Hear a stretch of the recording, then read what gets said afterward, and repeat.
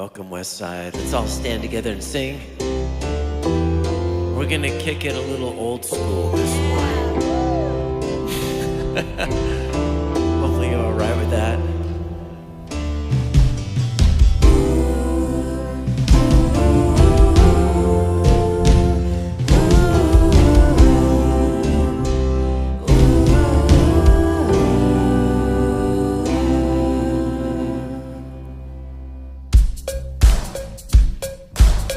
Put your hands together, yeah.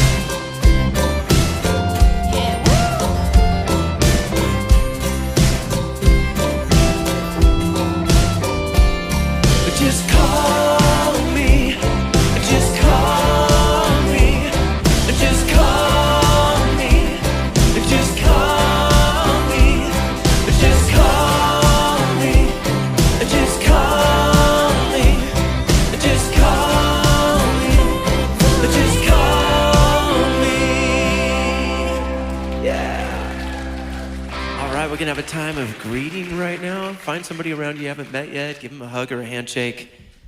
If you haven't met them, probably a handshake's best. Ask them what their favorite concert was they've ever been to.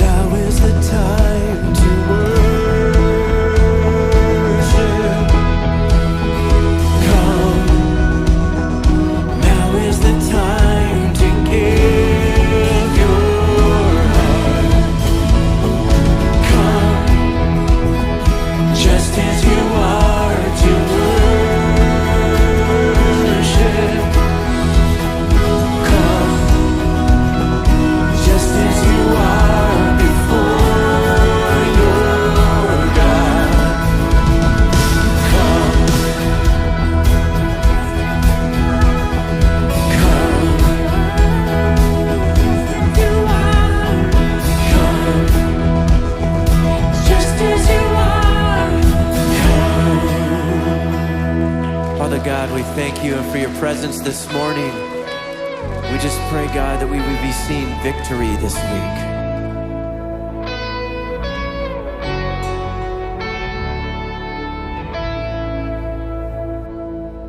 A weapon may be formed, but it won't prosper. When the darkness falls, it won't prevail. 'Cause the God I serve knows only how to triumph. Well, my God will never fail. Sing it again. My God will never fail. I'm gonna see a victory. I'm gonna see a victory. For the battle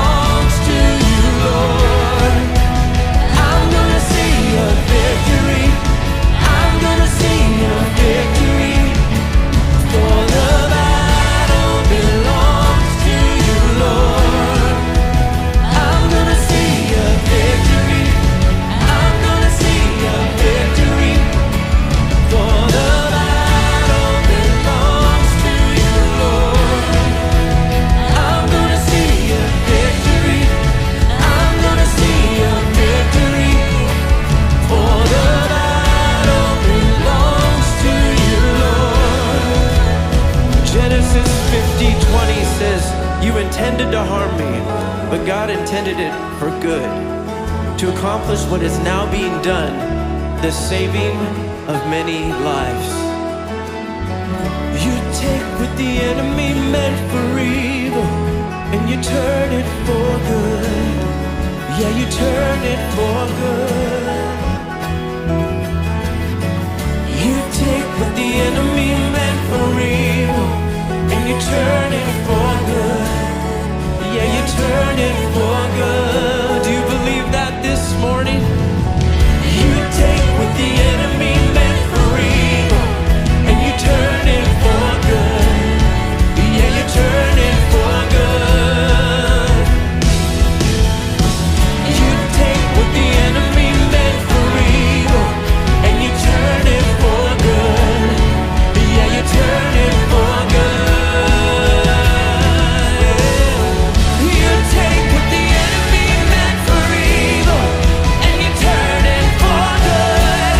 Yeah, you turn it for good. You turn it around.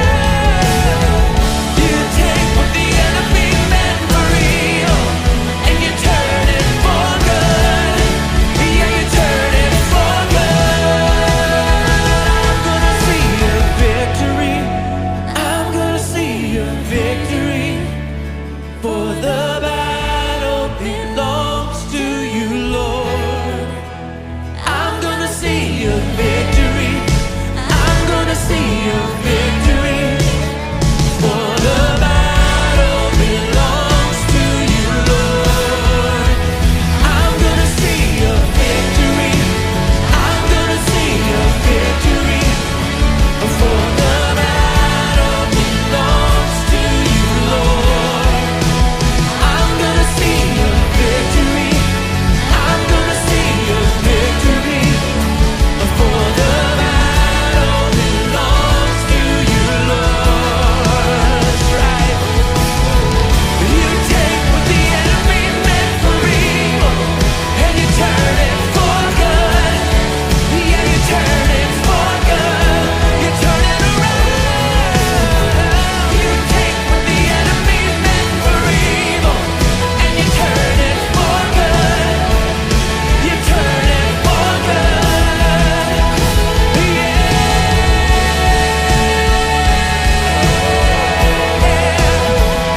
You're working it out.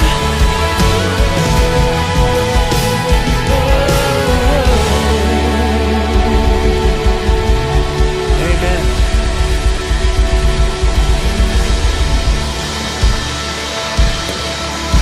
Yes. Happy. Good morning. Good morning. We don't have us on. Woo! Good morning, Westside. Yes. Happy Sunday. Happy There we go. Sunday. My name is Carly. I serve on the hospitality and the dream team here at Westside. And I am Shore, cousin of Thor. And I'm here representing June and Kevin and all the awesome volunteers at Westside Food Brigade. Yes. I want to make sure everybody, if you're here with us, that you've got your green connection card out. If you're online, that you download the app and make sure you connect with us that way. If you can, fill out as much as you want on that connection card. If you're new, whatever you're comfortable with, get it on there. We'll connect with you and get you involved in all the things that we're doing here. Yeah, and we want to let everyone know of a few things that we do have coming up here at Westside. So, Red Cross Blood Drive is going to be July 25th. That's a Monday here on campus from 12 to 5 p.m. So, every 2 seconds, 1, 2, somebody needs blood in the U.S. So we love partnering with Red Cross Blood to give back to our community in that way. So you can sign up on that Green Connection card or on that app. Also, baptisms. Woo! Yes. Baptisms are going to be happening July 31st here as well during both services. Baptism is just that first step in your journey, on your spiritual journey. And we want to be here to celebrate with you. It's not scary or anything. Trust me, I know, because I've been baptized here at Westside, and it is a party. So don't be scared. If you are ready to make that outward decision for the inner change that God is doing in you, connect on that green connection card or on the app. Melissa Kolstad will answer any questions you have. We cannot wait to celebrate with you on July 31st at your baptism. That's awesome. And if you're at family camp and they're doing it there, it's even more fun to get baptized in the ocean. Yes. Every week during our gatherings, we want to make sure that we take some time to give back to God. And this is that time. We want to make sure that, that everybody is connected with us and that your generosity shows in all the things we do. God is using your faithfulness to do some mighty things. And here's some stats to check out. Last week, 300 people logged into our website for the first time ever. Woo! Woo woo! Recently, over 100,000 views on our YouTube channel. And that's pretty amazing. And the best one, so far this year, over 100 people in just 6 months, 100 people have made a first-time commitment to follow Jesus. Yes. And that is amazing. And it's going to be even better for the next 6 months. So you can give today there's a white envelope in your program, there's the app, there's online through push pay, any number of ways. Drop them in the box in the back of the room with your connection card or do it online. One thing you can really do is set up recurring giving in the summer when you're out busy and stuff, and that'll make sure that generosity still comes in here. Another way our generosity can show is with Westside Food Brigade and Grocery Outlet's Independence from Hunger. July is the month that the grocery outlet on Walker Road and 185th at Tennisbourne, all of the proceeds from the fundraiser come to Westside Food Brigade. That's about 60% of what we get every year. What we need is help from anybody here, all the members of the church, all the friends, all the people that are connected. 2 hours. Sign up for a shift, sit at a table inside the store, don't have to be outside, and just encourage people, talk to people, share with them that Westside Food Brigade is serving 200 to 300 families a week, that we're trying to take care of our community and encourage them. When people are there, the donations increase by about 60% over when there's nobody at the table. Right now, we've got 2 people signed up from now to the end of the month as of this morning. And we'd like to see that just explode and have people there as much as we can. It's a 2-hour commitment. It's easy. There's instructions when you get there, and you can make a real difference in helping us feed those in need. So thank you. Yes, and you and the Food Brigade are superheroes in our community, so thank you for all you do. And also, we are just gonna be wrapping up summer at the movies, so let's introduce Pastor Barker. Get your notes out, and let's get ready. In 3, 2, 1.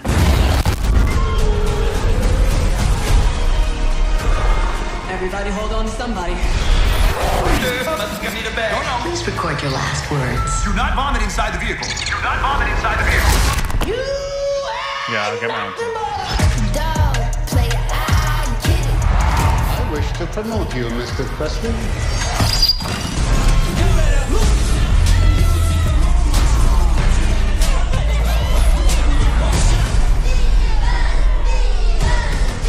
Alright, I'm not Minnie. Please stop calling me. You have something worth fighting for.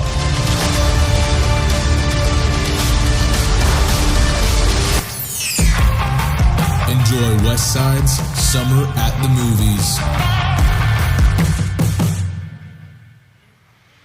Well, I want you to think about the last 5 years or so.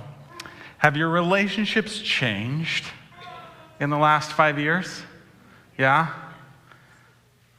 Think about who are the people that are in your life now that weren't necessarily in your life 5 years ago. Maybe you gained some new friends. Maybe you lost some friends.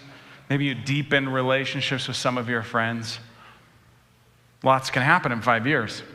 You know, a couple of years ago, I joined a consulting team called the Unstuck Group, and they help churches get unstuck. And I started to meet some of the other leaders on this in this group that are really from all over the country. And these are some really cool people. I love hanging out with these people. We don't get to hang out with them very often, maybe just once a year. We might cross paths throughout the year, but every one of these people, when I sit down and talk to them, I feel like they're all smarter than me, one.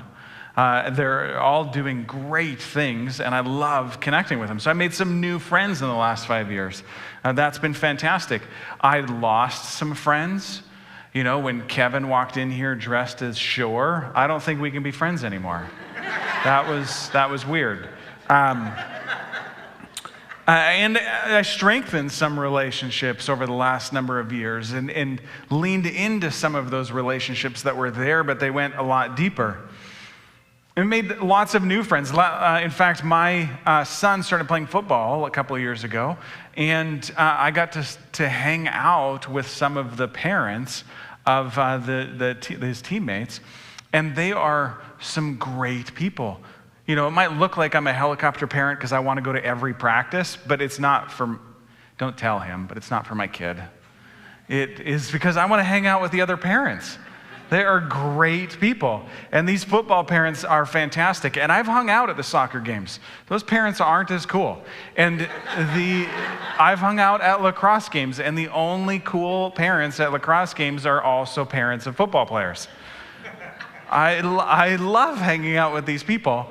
In fact, so much so that this year, for the first year, I said yes to helping coach that team, because I'm like, yes, fellow coaches, because I want to hang out. Any excuse to hang out with these people. They are fun. They are fun people. So the funny thing about relationships, though, is that we so often kind of stumble into them, right? They don't feel like they happen on purpose. You know, they aren't very intentional. We just kind of get used to what we get used to. We get used to how the people are around us, thinking like that's just kind of normal. And boy, did I experience that a couple of years ago when my family went on a road trip. But to understand how this road trip went, you got to rewind a little bit in my life. When my wife and I first got married, we went on our honeymoon, and we went to Hawaii. And it was great. And as we prepared to go to this honeymoon, we started to plan we wanted to go to the Polynesian Cultural Center. We wanted to go to the North Shore. We had a whole list of things that we wanted to do. And so we started putting together this plan. In fact, like we built out a detailed plan. We had a binder that had everything in it about like contact info and what we were going to go and do and see. And I know that as soon as I said binder, like 90% of you went Monica from Friends. Okay, we weren't nerds like that, okay? We did have a plan, but let me tell you, like we said we were going to go to the Polynesian Cultural Center, and we did, and we signed up for a group tour, and that was in our binder that we were going to go on this group tour, but the group tour was lame. So we decided 10 minutes into it that we were not going to go on this group tour, and that was ditching the tour was not in the binder, okay? So my wife is great at planning these things. She's great. In fact, we just went on a vacation a couple of weeks ago. The last 2 days of our vacation were her planning our next vacation, right? Always looking forward. She is great at researching it and looking everything up.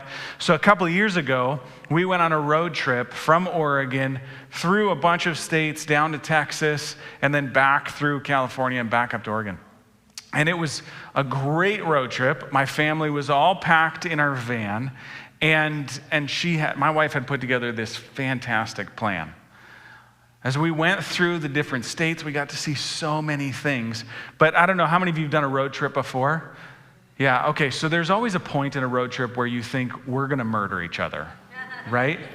And I felt like that moment was coming on, and I said to my wife, I was like, I think we need to like stop somewhere and get out and stretch our legs so that everybody gets to move a little bit. And she said, oh yeah, just a couple of miles up the road, we're gonna pull off, and we're gonna look at this old church and take a picture of an old church. And I thought, how did you know that at this mile marker, did you plan that we were gonna wanna murder each other at this mile marker? But she knew somehow, and we pulled off, and we got to go stretch our legs and love each other again, and then get back in the car for more of a trip. But we saw so many great things, met lots of people on that trip. It was fantastic, but it was so different. Like as we went across the states, even going across Oregon, and as we went through all of these different states, the people were very different. Like the way that they talked to each other, the way that they talked to us, the way that they interacted was all very different, right? It was now if I would have asked any one of them, they would have said, oh yeah, this is how we act. Like this is normal. Everybody acts like this. But going through so many different stops in such a short amount of time really showed how different people were.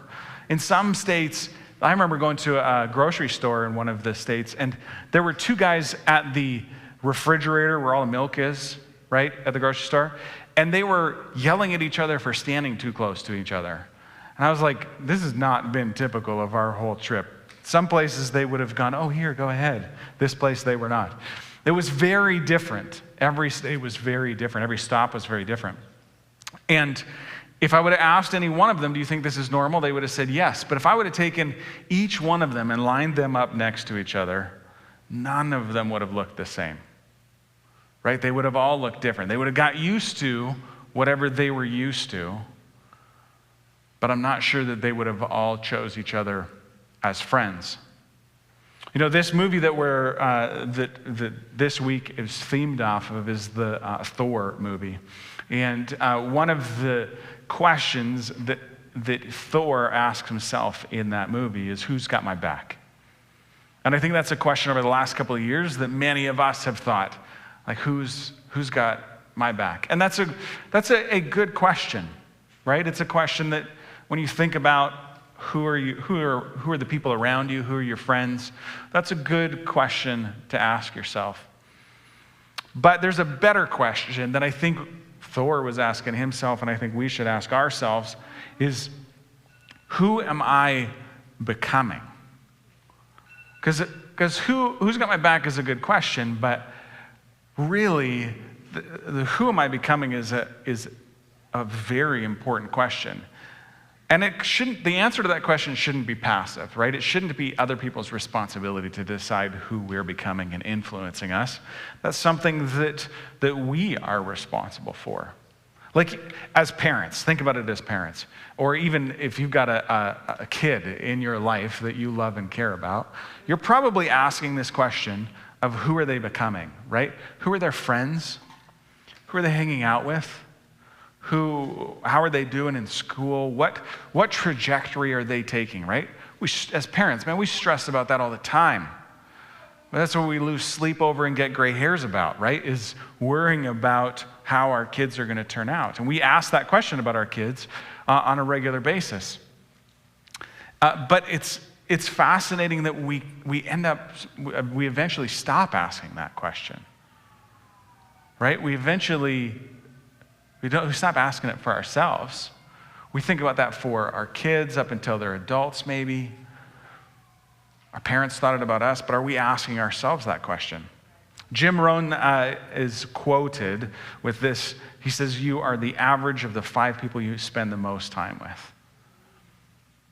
Or someone might say you're an average of your 5 closest friends. They have an impact on you. That's a little scary, right? You are an average of your 5 closest friends that you spend the most time with. If that's true, we should probably consider who those people are, not just for our kids, but for us too.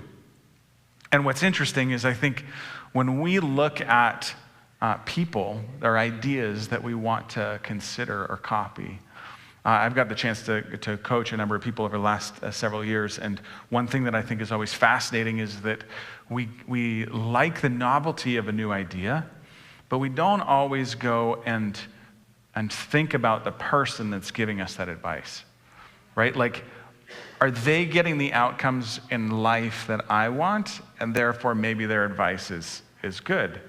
But we shouldn't take advice from somebody behind us, right? We should take advice from people that are farther down the path. Like, think about this. If you are married and you are looking to model your marriage after somebody, are you going to take advice from somebody who's been married 13 months or for a couple of decades? Right? Are you going to go listen to somebody who's got lots of opinions, or are you going to go listen to somebody like Gabe and Melissa on their their Marriage Monthly podcast. I said that in the first service, and Gabe interpreted me saying, are you going to go listen to somebody young or somebody old? And I did not mean old. I just meant wise with wrinkles. That's all I meant. Just kidding. Just kidding. We're all getting group Botox together. So if it's important to consider who are the people that are closest to you, then we should actually think about it. We shouldn't be passive about it. In fact, this is the first fill in your notes. It's to find your winning team today. Find your winning team today. When I went to school to be a pastor, that was my intent. And when I got out of college, I went and I got hired as a youth pastor in Detroit, Michigan. And it was going really well. I was a middle school pastor, and then they asked me to take over the high school ministry as well, and then they asked me to take over the 20-something ministry. It was going great. And then we got hit with that big old recession, the Great Recession, and our house was, we were upside down in our house, and my wife was having difficulty getting work, and we had had a couple of miscarriages, and I finally kind of burnt out and just went, I'm out. And then we packed up and moved to Oregon. And when we got out here, I decided I wasn't going to work for a church again, and I started looking for other jobs, and I ended up working at OHSU for a while. I worked at Netflix, and I remember driving home one day, and it was about a 30, 40-minute drive home, and I was arguing with God. I was saying, I'm absolutely not going back into ministry. And I got this like, yeah, you are. And I went, no, I'm not going to do it. I'm not going to do it. And I argued back and forth in prayer with God about this, and I said, fine, Lord, I will go, but the only place that I'm going to go is at Westside.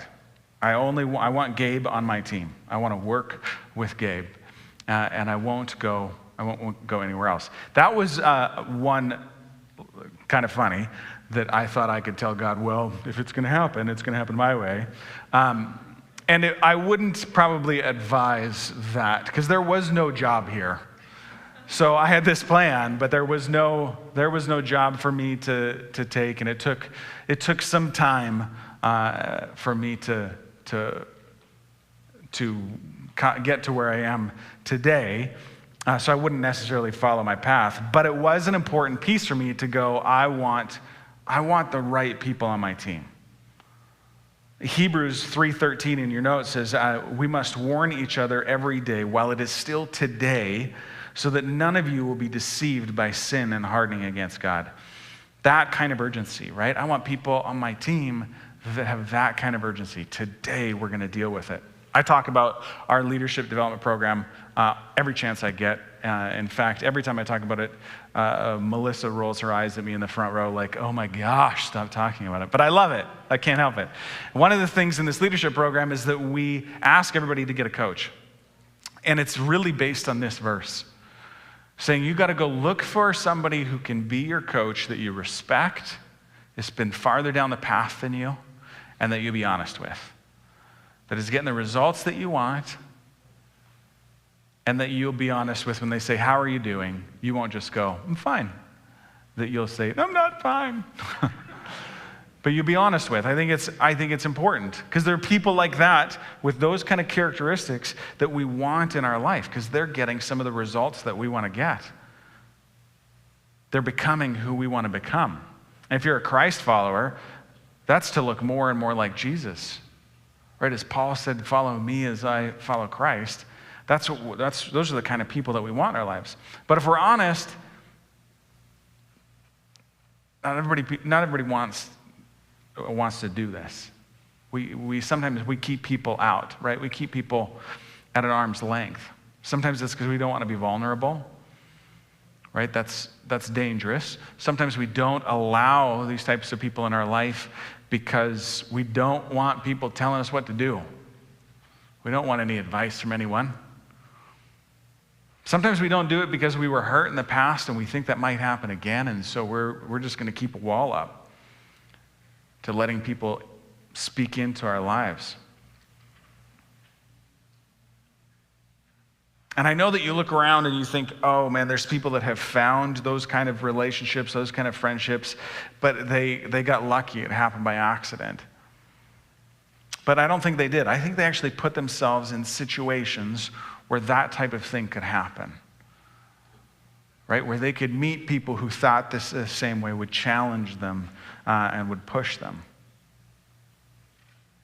I think that when you consider those people that you really respect, the people that you really look up to and you go, I want to be like them one day, I doubt that many of those people did it on their own, that did it alone. I'm pretty sure they had a team. Might not have been a big team, might have been a small team, but they had some people around them. So trust me, you got to find these people. You got to look for and find these people. And once you find them, then we got to look after one another. Look at Hebrews 12:15. We're going to just look at the first verse in it, the first sentence, I mean. Look after each other so that none of you fails to receive the grace of God. We have a responsibility to care for one another, to have empathy with one another, to deepen relationships with one another. And I'm not talking about just acquaintances. When I say the 5 people that you spend the most time with, I'm not talking about just acquaintances. I'm talking about reciprocal relationships.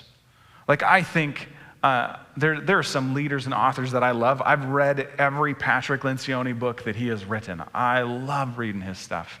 He's had a huge impact on who I am as a leader and as a dad.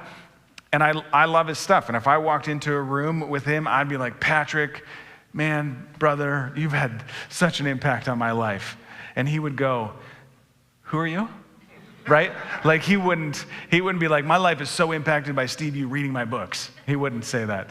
But I've been impacted by him. Those are not the people. Those are good. You need to have those, I think. But those are not the people I'm talking about on your team. I'm talking about people that you care for, that care for you. And it takes work. This is not easy. It takes work. The second part of that verse really calls us out. Let's look at the second sentence. It says, watch out that no poisonous root of bitterness grows up to trouble you, corrupting many. Now that poisonous root of bitterness makes me think of a weed. Like, you know the spiky, prickly weeds that get about this tall if you don't take care of them? And if you try to pull them out of your yard and you don't get all of the root out, then they just come back. I saw so many elbows there just a second ago. Like, yeah, like, get that one, those weeds out of my yard. They're probably, like, they start to infect everything, right? They get huge, and I'm sure that my neighbor has some of them across the fence from me, but I think he had them first. It wasn't me. It was his fault, not mine. But they go everywhere. They're a problem. And if you don't get that root out, the whole thing out, they just seem to not go away. And bitterness is like that nasty weed, right? Bitterness is what the enemy wants to water. He wants to help it grow because it's the thing that can just tear everybody apart. And it can infect everyone. And it shows up everywhere. It shows up in all kinds of relationships. I think it shows up in marriage. When I was a young married guy, I got some great advice that I totally misinterpreted. And that advice was, don't go to bed angry. I thought, oh, that's good advice. Don't go to bed angry. So as a young married man, I went, if we start a fight at 9 o'clock at night, we got to keep fighting until we get this resolved. I honestly thought that was the right thing to do, right? Don't go to bed angry, so just work it out. If I was emotional and irrational at 9 o'clock at night when our fight started, do you think I am more rational at 1 a.m.? No, not at all. It took me many years to realize, oh, okay, just don't go to bed angry. Doesn't mean that we can't resolve something tomorrow, or we can't just let it go, or we can't just decide, okay, I'm going to believe the best of you, and I'm going to go to sleep, and tomorrow morning we'll have a rational, non-emotional conversation. That's probably better advice. But because if that bitterness is there, and it gets watered, and you keep thinking about it, it just gets worse and worse and worse. You might have been in a volunteer team or a small group or a growth group where someone says something that plants a seed of bitterness and it just eats at you, right? And it starts to infect everything that you do when you see those people. Or maybe you came from another church and you're like, man, my old church, they hurt me. And you just keep watering that bitterness. It doesn't help you. It doesn't make things better. Sure, you should learn from things, learn from your experiences, but you can't keep watering it. Or maybe you're part of this church and something happened at this church that there's a seed of bitterness that starts to take root. And if you don't deal with it, it just gets worse and worse and worse. Or maybe you're new to this whole church thing, but you have had experience with some religious people in your past, and you're questioning really, why are you even here today or watching today because of that? That bitterness, man, it is a weed. It is a weed that will creep into all parts of your life, and you gotta pull it out. You gotta play defense here. You can't, when it comes up, you gotta deal with it. You gotta run to it and resolve it, or just don't give it any energy in the first place. Don't water it, don't give it anything. We gotta look out for one another. We gotta help each other pull those weeds out, right? We gotta help each other get bitterness out of our relationships, and we gotta spur one another on. The third fill in your notes is that we've gotta sharpen one another. This is really about being on the offense. Proverbs 27:17 says, as iron sharpens iron, so a friend sharpens a friend. What a great way to identify a winning teammate. When you mutually sharpen each other. My youngest brother and I, we live in different countries, and so we don't get to see each other very often. But every couple of months, we get on the phone with each other, and we argue about everything. I say argue, but it's probably more debate. But we argue about everything. We'll talk about current events, and the funny thing about us is that we will pick a side of the argument that we don't necessarily agree with just to argue it against each other. Because we just love that conversation. And the greatest thing about my brother and I is that we're not like forming an opinion about each other. You know when you get in a debate with someone, you're like, oh, you thought that? Oh, I think different about you now. We've already decided what we think about each other. And so we can go anywhere in that conversation and have as much fun as we want in debating it. But I love getting in those discussions with him because sometimes it forces me to argue an opinion that I haven't really thought about it from that perspective. And because I'm arguing with him, that I got to think about it from that side, that angle, and it helps me think through things. Or if I say something that really doesn't hold any weight, doesn't stand up, he's going to call me on it, and he's going to be like, whoa, hold on, that doesn't match up with anything else that you've said in the rest of this argument. And I love that because we're sharpening each other. We don't get sharper all by ourselves, right? I have a pocket knife that it doesn't get sharper if it just sits in my pocket. It does nothing. It can't, there's no benefit to it. It's sitting in my pocket.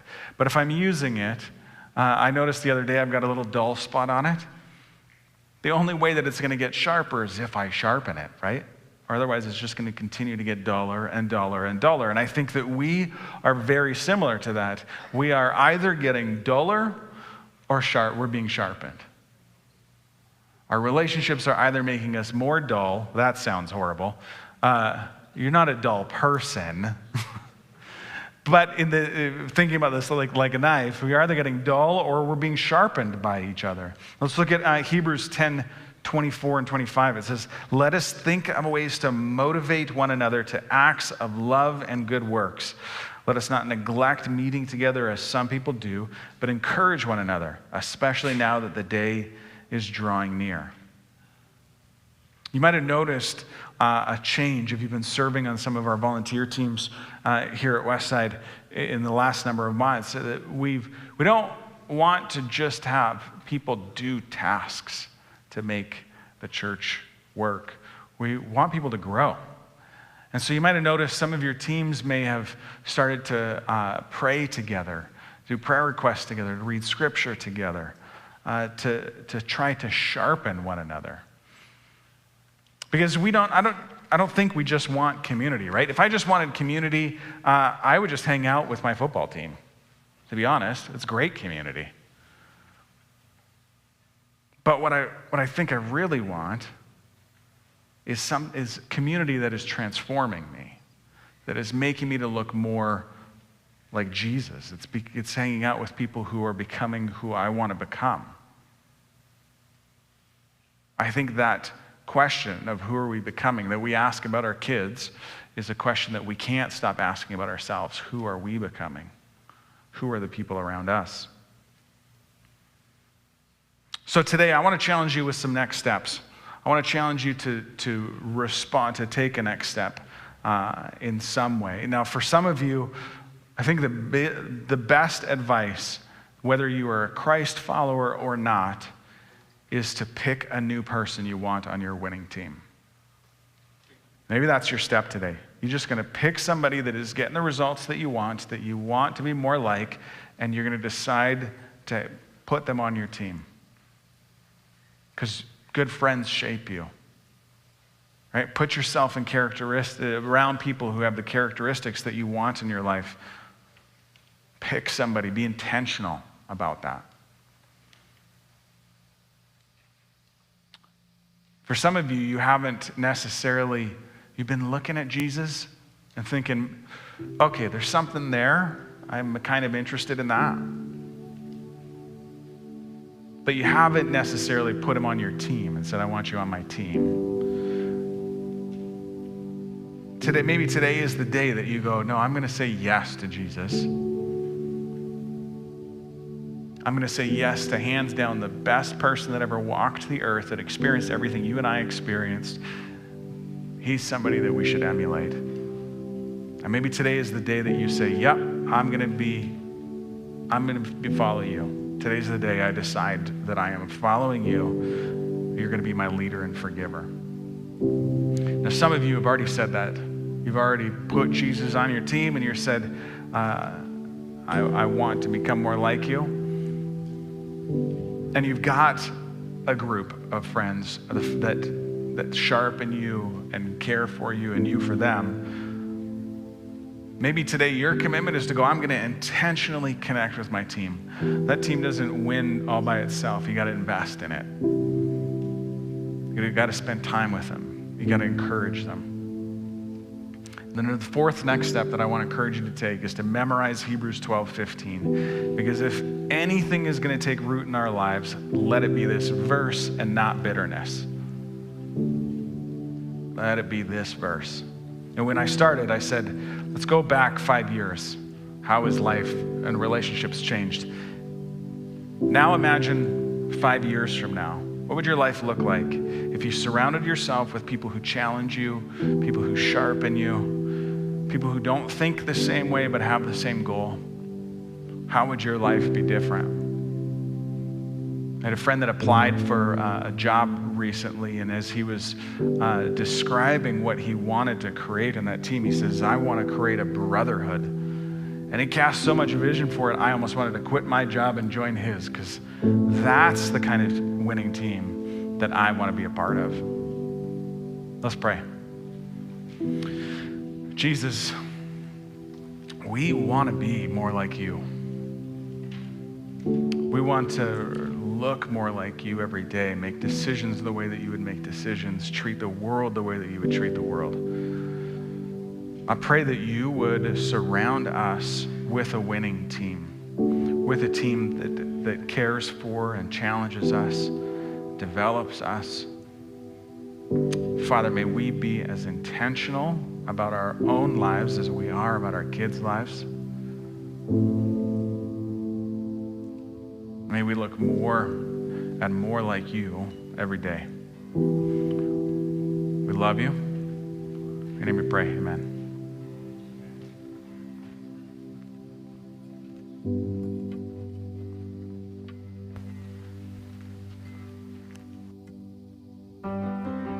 Stand and sing together.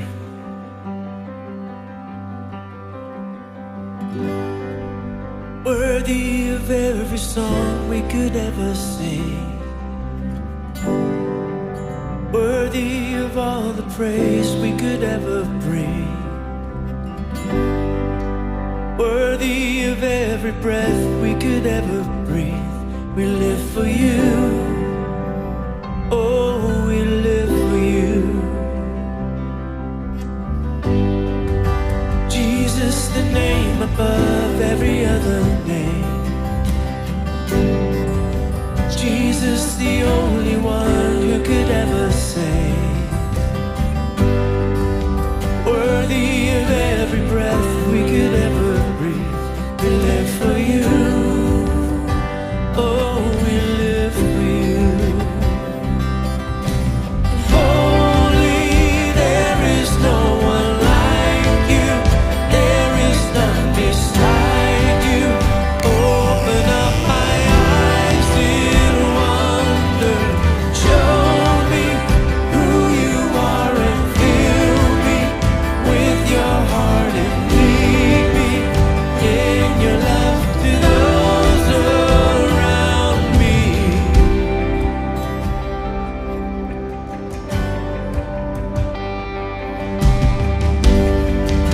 Jesus, the name above every other name.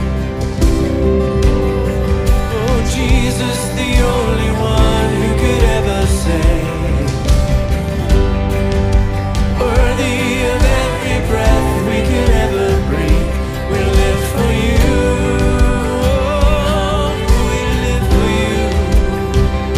'Cause you are holy, and there is no one like you. There is none beside you. Open up my eyes in wonder. Show me who you are and fill me with your heart and lead me in your love to those around me. I will build my life upon your love. It is a firm foundation, and I will put my trust in you alone, and I will not be shaken. And I will build my life upon your love. It is a firm foundation, and I will put my trust in you alone, and I will not be shaken. Holy, there is no one like you. There is none beside you. Open up my eyes in wonder and show me who you are and fill me with your heart and lead me in your love to those around me.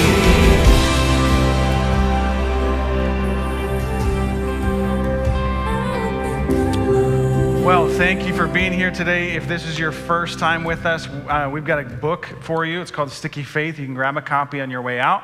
If you're not ready to do something like that, that's too much, then just follow us on social media. We would love to connect with you there. If you made a decision today to follow Jesus, I want to connect with you. I've got a book that I want to give you, the next steps that can help you take your next steps in your faith. Thank you for being here this week. Next week, we start a brand new series called This Beautiful Mess. I would love for you guys to be here for that. Thanks for being here. We'll see you next week.